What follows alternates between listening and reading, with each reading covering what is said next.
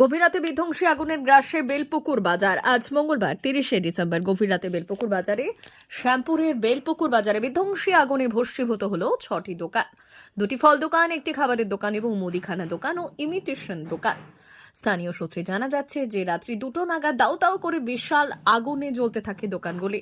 স্থানীয় সূত্রে এটাও জানা যায় যে যারা নাইট গার্ড ছিল সেই নাইট গার্ড এই প্রচন্ড ঠান্ডায় আগুন পোহানোর জন্য যে আগুন জ্বেলেছিল সেই আগুন থেকেই দোকানে আগুন লাগে বলে অনুমান। আগুনের উৎস বলে স্থানীয় সূত্রে জানা যায়, কিন্তু এখনো পর্যন্ত কোনো খবর নেই। স্থানীয় দোকানদার খবর পেয়ে এখানে আসে এবং আসার পর পুলিশ প্রশাসন এর তৎপরতায় দমকলের 2টি ইঞ্জিন এসে আগুন নেভায়। ক্ষয়ক্ষতির পরিমাণ প্রায় 30 লক্ষ টাকা।